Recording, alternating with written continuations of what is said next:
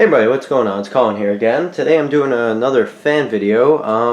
I am unfortunately sick right now, so you're going to have to put up with me sounding kind of nasally and gross. But anyways, I'm here with another fan video because that seems to be the most popular videos I put up on YouTube, which is kind of interesting. I didn't think there were that many people interested in this kind of stuff. But anyways, this is probably one of the oldest fans in my collection. I got a couple others that are around this age, but this is a 1930s GE AOU style 16-inch table fan.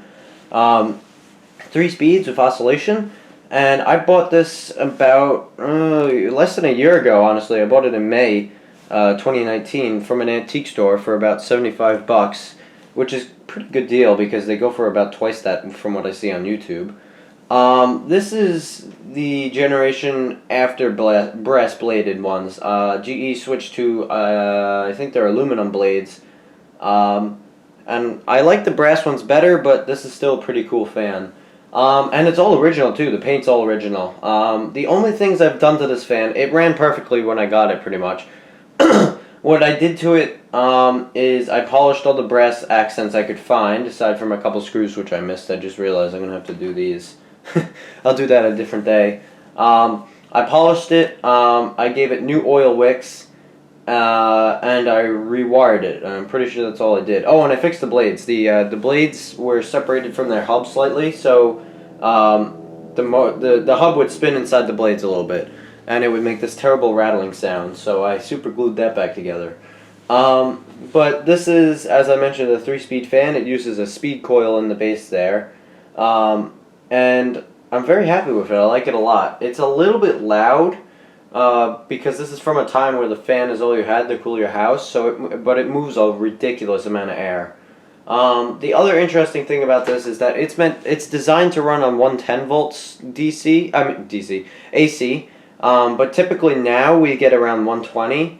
So it runs a little faster than it should. And it causes it to not have a lot of difference between the speeds. But I did an experiment where I ran it on 110, and it's a lot better. There's a lot of difference between the speeds, and the low speed's actually really nice. So if you run it at what it's rated for, it works pretty well. But unfortunately, that's not super feasible to do all the time. Running it on 120 volts isn't really going to damage anything. If anything, it would probably make the motor heat up a little bit, but this fan runs so cool, I don't worry about it. So anyways, let's take a closer look at this thing. Here's the information tag. It's shined up really nicely. But you got 3 speeds with the sliding switch, which is really crispy. But there's all your information. If you want to see it, you can pause the video. But I'm going to push this back now. All the brass on this fan shined up really well. I'm very happy. And as you can see, the paint's not perfect. There's like other patches of paint and scratches and pieces where it's missing, but considering it's like 90 years old, it's still pretty good, and the green looks pretty good. I like the green a lot. It kind of comes off black if you don't have a lot of light, and I apologize if the lighting in this video isn't great. I'm shooting in my kitchen right now, and I'm kind of tethered with the cords and stuff. I don't have a ton of light in here other than the LEDs that are in the ceiling, but it's a kind of nice green. It's like a really dark hunter green. It looks pretty good. Here's an example of your oil cup. So you unscrew that, you fill it with oil. There's a wick in there which you can replace. They sell them on eBay, and that wicks the oil up into the bearing. One unfortunate bit, despite this fan being so well built, this was not very well built. This particular design here, as you can see, this gearbox cap is broken. And that's really just because of, one, the materials used. This is either a pot metal or aluminum. I think it's a pot metal. But you can see what happened. The piece broke. It happened on both sides of this fan. I fixed this side with super glue, but the threads don't work too well. And now this side broke. At least the threads hold, so I should be able to just super glue that back, but I haven't gotten around to it. Here's your oscillator knob. You twist this all the way down, and it's like a friction clutch. It's a little bit worn out. You have to really crank it down, but it does work. But this same motor design was used for a very long time, I believe, from the early AOUs with the brass blades, I think all the way to the Vortelexes, they used the same motor design. At least it looks the same. It may have changed slightly internally and stuff. Here's a look at my super glue repair. I don't know if you're going to be able to see it. It's kind of hard to see, which I guess is a good thing. I put super glue all around in here and stuff. Other than that, there's not a whole lot to talk about, so let's plug this thing in and we'll give her a run. This thing moves so much air that there might even be air noise, even though I pointed the fan away from the camera. But here we go. It's got a pretty cool startup sound, and that's amplified through the table a little bit, I think. But here we go on high.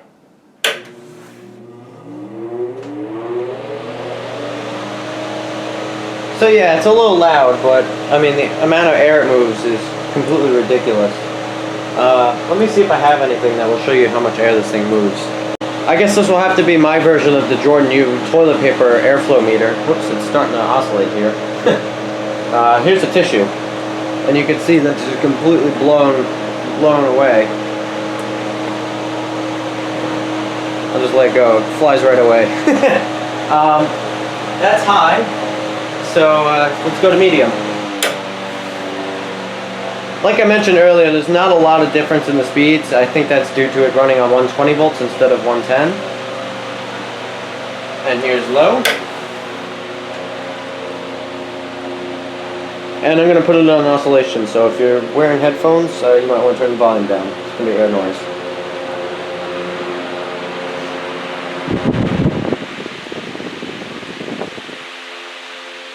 It's got a nice slow oscillation to it, and it does it in a way where the head wire doesn't really flex too much, which is kind of nice.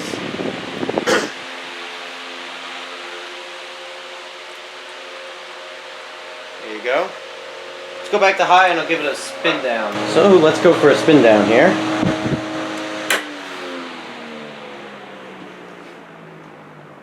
This fan has very good bearings, especially considering it's 90 years old pretty much.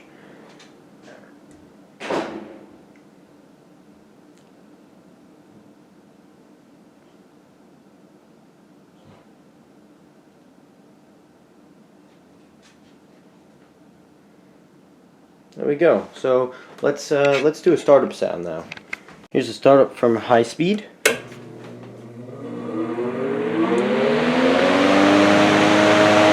And here we go from low speed.